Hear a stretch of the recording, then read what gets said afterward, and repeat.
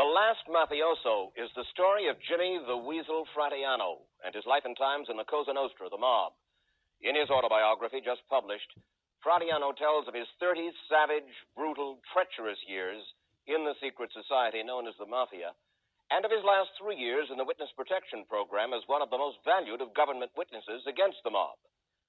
Fratianno was accepted for Mafia membership back in the 40s, he says, after he showed that he could bust heads with the best of them. He graduated to robbery and extortion, to pornography and loan sharking, and, of course, to murder. Jimmy, who was the first person you killed? Frankie Nicoli. Where'd you kill him? In my house. How'd you kill him? We strangled him. In your own living room? Right. And then he dirtied your living room? Little blood. A little blood and a little, discharge. Right. How'd you know that? Urine. A little urine, yeah. You smile when you think back about it. Well, what are you going to do? After you shoved a gun up against Tony Brancato's head, you were apparently proud of yourself because you say that you said, most guys just ain't got the stomach for it. They're squeamish. I can't figure them out. You remember killing Brancato? Yes. You take a look at this picture. Any emotion on seeing it? There's the two of them. No. Just a day's work. Had to do it. I took a guy out of Vegas one time and killed him. Just took him out of the Desert Inn. You know, there's different ways, different methods. You were a good killer. I just had the talent to do things like that. I never made any mistakes. Matter of some pride.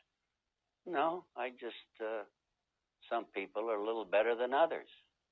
But I think it would bother me if I killed an innocent person. What do you mean by an innocent person? Well, you're an innocent person. I'm glad to hear you don't have design. Well, I mean, somebody innocent, you know, that is not involved in criminal activities. One gets the impression that mobsters are really animals. Well, they're not animals. Well, some are, probably. Jimmy, they're brutal.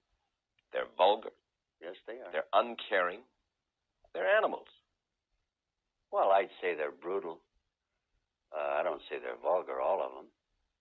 I don't think I'm vulgar.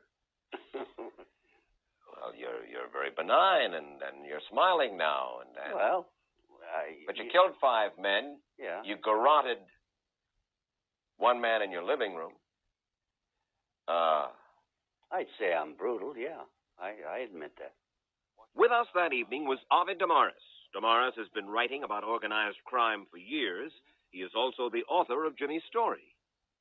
But you cannot judge Jimmy in terms of Harvard graduates or people in the coal mines. This was his world, the world he lived in. It's like the Godfather world, right? It's the world he chose. Well, chose or not, I mean, whatever it is. If you live in a mining town, you may choose to be a miner. But if you live in the ghetto, Italian ghetto of Cleveland, and all your friends are hoods, you have a chance you're going to grow up that way. Jimmy fought his way through the ghetto streets of Cleveland, where a policeman first labeled him a weasel. He served 7 years for armed robbery, the first of almost 20 years he would spend in prison. Shortly after his first release, he moved to California, and in a ceremony marked by gun and sword, he became a made member of the Mafia. There's a gun and a sword crossing one another.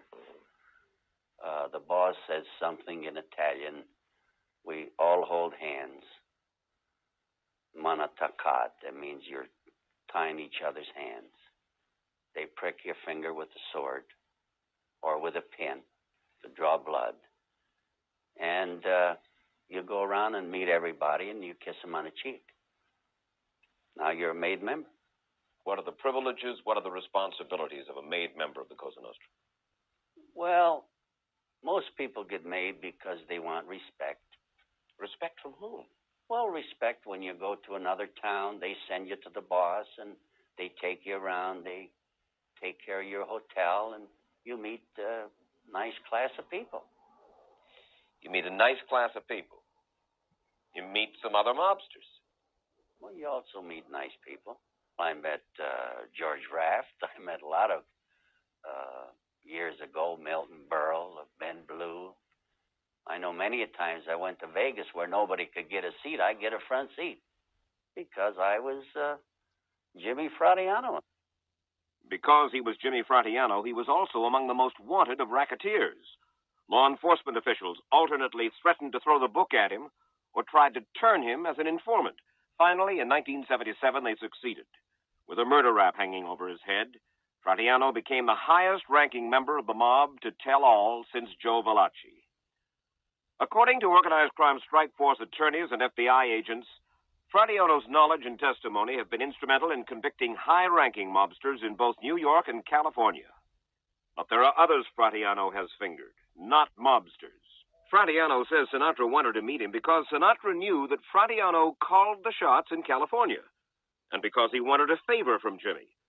Fratianno says Jilly Rizzo, Sinatra's good friend, told him Sinatra wanted something done about his former bodyguard, Banjo Celentano. Jilly Rizzo told me that Frank wanted the legs broke of some guy that was writing a story about him in the paper or in the book. And why would Sinatra want Celentano's Because, legs broken, allegedly? Jilly told me that he put something in a book or was going to write a book or something like that. Did you ever break his legs? No, we couldn't find it. When we contacted Rizzo, he would neither confirm nor deny that report. Sinatra and his representatives never responded to our inquiries. Fratianno asserts what has long been suspected but rarely talked about by a Mafia insider, that the Teamsters Union has close ties to the mob. Did the mob control Hoffa? Sure did. They put him in there. Then he moved on to current Teamster president Frank Fitzsimmons and his relationship with the mob. If they want a favor, they get it. They don't actually, he does what he wants to do. But if they want something, they get it from him.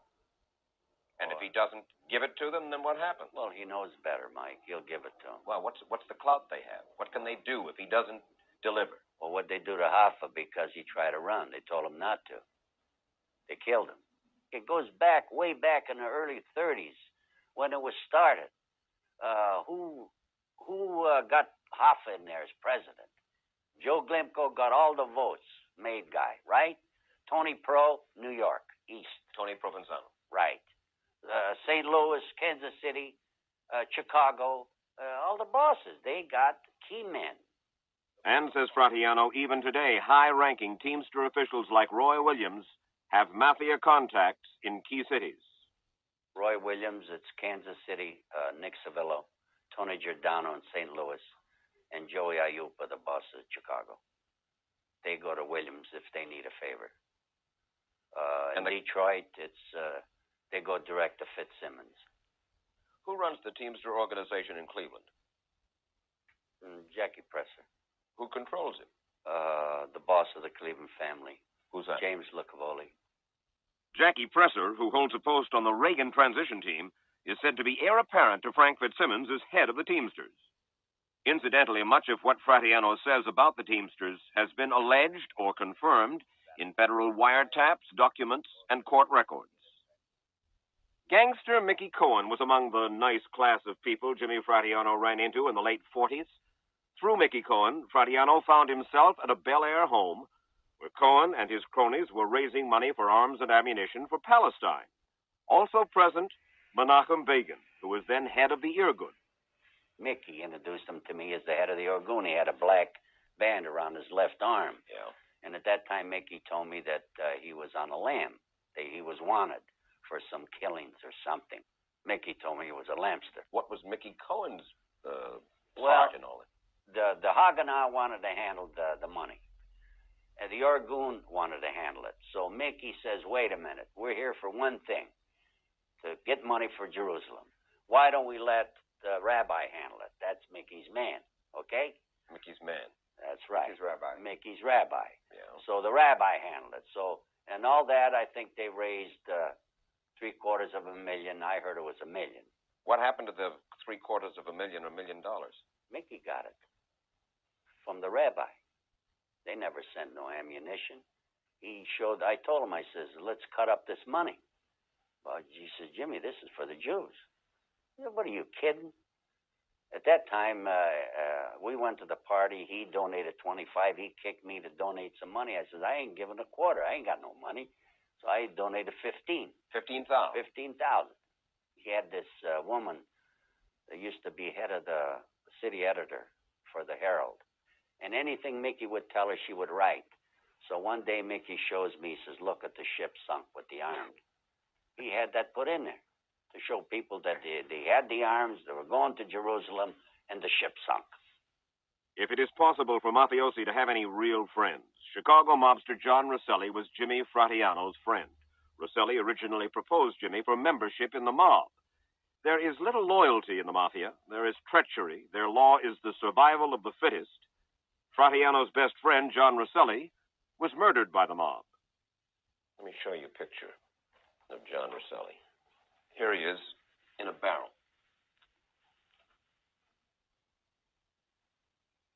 Any emotion about that, Jimmy? Well, what could I tell you? I didn't feel too good when they killed him. Well, what can you do about it? Did the mob actually have a contract with the CIA to assassinate Fidel Castro?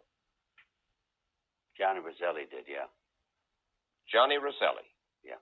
Your friend, the fellow who proposed you for the mob, had a contract to do what?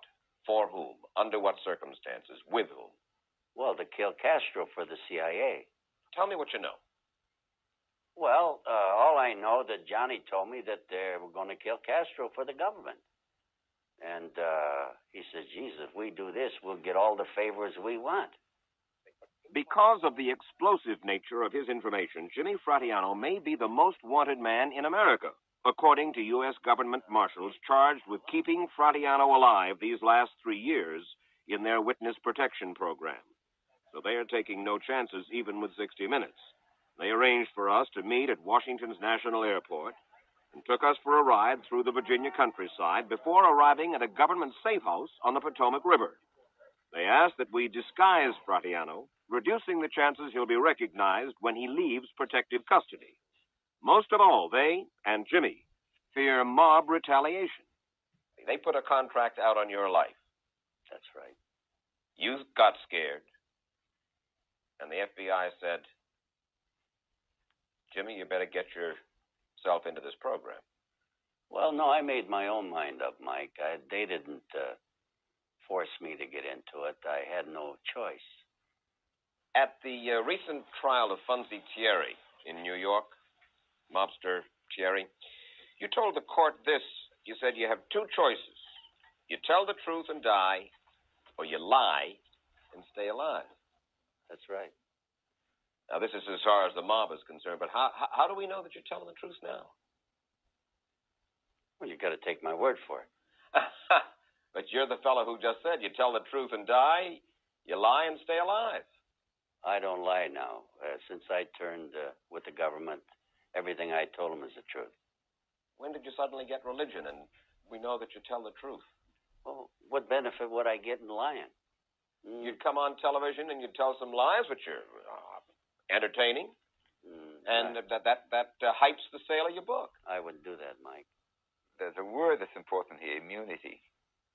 It's very important in this case, where he can say anything he wants to. He can say he murdered 50 people if he wants to, and he's got immunity. Providing I tell the truth. But if you're caught in a lie... That's it. They can try me on everything. Before, I had to lie to stay alive. Now, I have to tell the truth. I take it that most of you and your brothers in the Cosa Nostra were born and remain Roman Catholics, right?